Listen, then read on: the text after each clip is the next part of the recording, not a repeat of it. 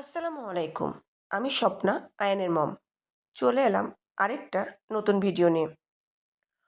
আপনারা সবাই কেমন আছেন? আমি আলহামদুলিল্লাহ ভালোই আছি। আজকে শুক্রবার, তাই মা ছেলে ঘুরতে বের হয়ে গেলাম। দেখছেন তো, দেওয়ালে দেওয়ালে সুন্দর সুন্দর বাণী লেখা।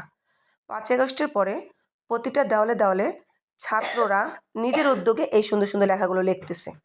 এটা আফুজি পাইলট উচ্চ বিদ্যালয়, মানে একটা গার্লস স্কুল, যে স্কুল থেকে আমি ম্যাট্রিক পাস করেছি। স্কুলটা দেখলে মানে বুকের ভিতরে একটা চিনচিন করে ব্যথা করে। পুরনো স্মৃতির কথাগুলো মনে পড়ে যায়। আবার সে দিনগুলো ফিরে পেতাম। মানে গার্লস স্কুলে পরে পোস্ট অফিস, তার পাশেই হচ্ছে থানা, গোদাগাড়ি মডেল থানা। থানাটার ভিতরে কী অবস্থা আমি জানি না, কিন্তু বাইরের অবস্থাটা বেশি একটা ভালো না। দেখেন না, সাইনবোর্ডটার অবস্থা কি, বোঝাই যায় না যেটা গোদাগাড়ি মডেল থানা। আমি চেষ্টা করলাম দেখানোর জন্য, দেখানো যাচ্ছে না। থানার পাশেই হচ্ছে একদম পদ্মা নদী। পদ্মা নদীতে ইলিশ মাছ পাওয়া যায়, তাও ঝাটকা, মানে যেটা ছোট ছোট ইলিশ। বড়টা পাওয়া যায় না, খুব কম। আর যদিও পাওয়া যায়, দাম অনেক বেশি, ২,০০০ টাকা কেজি। আমি ভিডিও করতে করতে নদীর ধারে নামছি দেখে মানে ছেলেপেলেরা টিস করছে। আমিও দেখাই দিলাম, দেখ আমিও ভিডিও করতে পারি। আমার ছেলে নামতেছে একদম পড়ন্ত বিকেলবেলা, গোধূলি লগ্নে।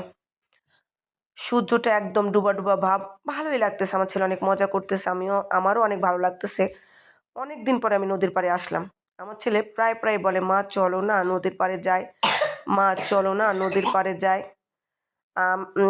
আমার আসলে যাওয়া হয় না। আমরা মানে মারা বিশেষ করে দুপুরে কাজটা শেষ করার পর যখন একটু খাওয়া দাওয়া করে একটু রেস্ট নিই, তখন আর উঠতে মন চায় না, মনে একটু ঘুমাই। তা আজকে ছেলের মানে এক কথায় চাপে আর ঘুমাইলাম না। মানে খাওয়া দাওয়া করার পরে 3:30 4টার দিকে বের হয়ে গেলাম আমার একটা ছোটো বোনকে নিয়ে। দেখেন পদ্মা নদী তো এটা সমুদ্র সৈকত না যে খুব সুন্দর হবে, ময়লা, তারপর পরিবেশটা অত ইয়ে না, তারপরেও কিন্তু খুব ভালো লাগতেছে। আর এলাকার মানুষজন একটু কমই আসে, ইচ্ছারা একটু নদীর পাড়ে অতটা বেশি আসে না। আমিও অনেক দিন পরে আসলাম, খুবই ভালো লাগতেছে আমার। অনেকদিন পরে একটু ঘুরতে বের হয়েছি, সে জায়গাটা যেখানেই হোক, ঘোরাটা হচ্ছে মেন। পরিবেশটাও ভালো নদীর ধারে। আমি পানি পাওয়ার পর আমার ছেলে কাশছে, তারপরও পানিতে নেমে গেছে। আয়ান বাবা, সোনা পাখি, উঠো উঠো, তুমি কাশছো, তাড়াতাড়ি উঠো, তাড়াতাড়ি উঠছো মা, তুমি কাশাকাশি করতেছো। উঠো মা, উঠো, উঠেন মা, আমার কলজে কলজে উঠেন। আপনি কাশছেন, কি যে হবে, এমনিতেও কাশছে, বাসে যাওয়ার পরে মনে হয় আরও কাশিটা বের হয়ে যাবে, মানে বেড়ে যাবে। আমার ছেলের মানে ঠান্ডা লাগলেই কাশি হয়, ঠান্ডা ছাড়াই কাশি, আবার ঠান্ডা লাগলে আরও বেশি কাশি হয়। কি করব, ছোট মানুষ, পানি পাইছে না, মানে আর উঠতে চায় না।